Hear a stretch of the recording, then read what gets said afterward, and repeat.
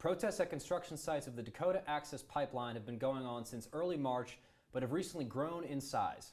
Even former Democratic presidential candidate Bernie Sanders joined the protests this week.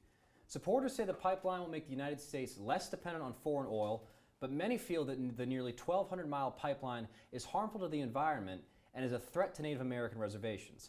Here to explain what's at stake and what's to come is Talking Point's national correspondent, Sarah Nevin. Sarah, thank you for joining us. Thanks, Alex. So these protests have been called the largest gathering of Native Americans since the Battle of Little Bighorn. Why are so many tribes so adamantly against this pipeline?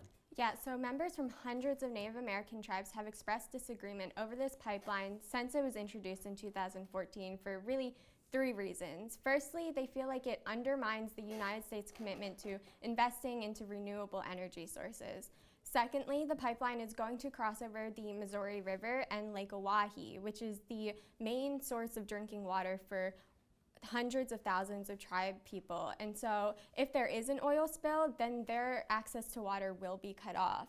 And lastly, there's fear that construction is going to damage burial and prayer sites. And so the pipeline has really reignited this long-held anger natives have with specifically the American government for taking advantage of the Native American land for its own economic gain. So those last 2 reasons that you mentioned, the threat to drinking water and the threat to sacred sites, have actually led to some legal action recently. Can you explain that? Yeah, so last week there actually was evidence that damage happened to certain cultural artifacts. And so one of the tribes, the Standing Rock Sioux tribe, filed an emergency request to stop construction. That was denied by a federal judge. However, the Justice Department stepped in to temporarily stop construction around Lake Oahe to address that concern.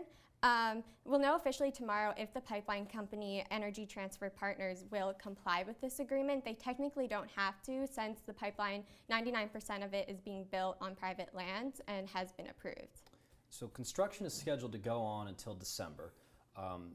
As the protests have grown in size, there have been some arrests, there have been some injuries. We've seen some videos of private security firms spraying pepper spray on protesters and releasing dogs on protesters.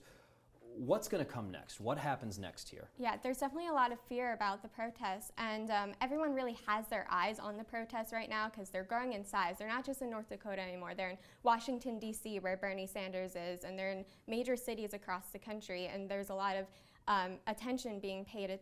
A lot of people are paying attention to it, and so I definitely think the tribes are going to continue protesting, and they'll continue to grow until they feel like their concerns are not only addressed and acknowledged, but also addressed by the pipeline company and taken into consideration. Sarah Nevin, thank you for joining us.